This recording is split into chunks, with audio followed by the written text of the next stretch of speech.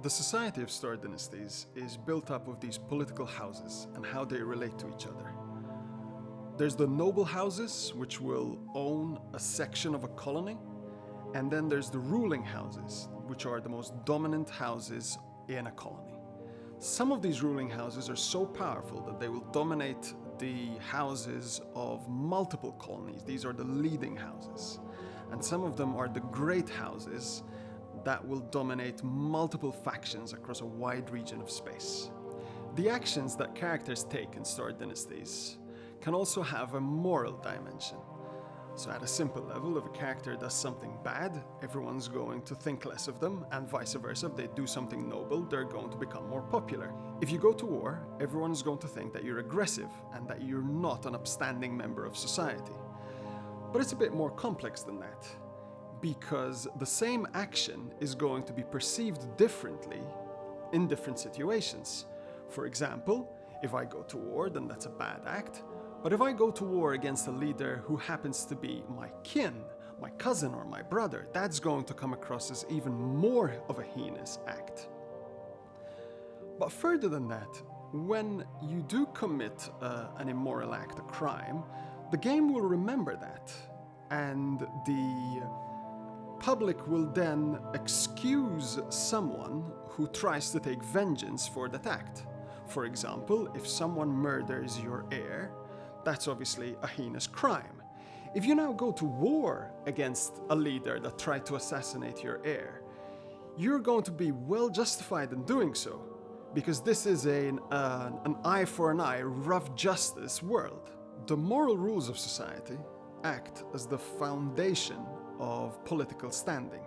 If you follow the rules, if you behave like an upstanding member of the society, then people will like you. If you don't, if you break the rules, if you move aggressively against your enemies, if you murder and kill on a whim, you're obviously going to look very bad, and you're very quickly going to generate a lot of hostility against you. So a large part of the strategy is to play the political game of looking good in this way. You'll behave morally, not because it's what you want to do, but because you will look good. And conversely, you're going to try to catch your opponents in making certain missteps. If you know a secret about an opponent where they've done something like they've assassinated another character, revealing it is going to help make them less popular.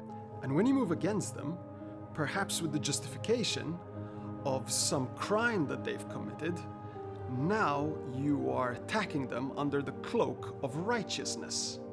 As a leader, one of your responsibilities is to help your vassals avenge wrongs that have been committed against them. So if a leader were to assassinate someone in the household of one of your rulers, that ruler has limited ability to punish, to get revenge against the action. But they've got the right to come to you and demand justice for that act.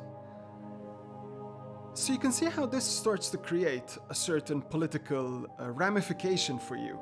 You might end up in a situation where that leader is actually your ally. But if you want to be seen as a leader that cares about justice, you're now stuck on the horns of a dilemma. Do you move against that other leader and hurt that alliance? Do you ignore that call for justice? That's obviously going to make you look bad with your vassals. So justice is this double-edged sword. If you're asking another leader for vengeance, for justice, then you can try to achieve your political aims that way. But if you're the leader who's being asked to get revenge, then you're going to have some tough choices to make. At the start of the game, as the leader of a relatively small faction, your focus is on how to acquire more territory, whether that's by waging war on your neighbors or taking advantage of their missteps in some way. As the game goes on and you're more successful and you acquire more colonies, you now have to worry about your vassal's attempt at acquiring more territory. So your focus shifts from external conflict to the internal conflict.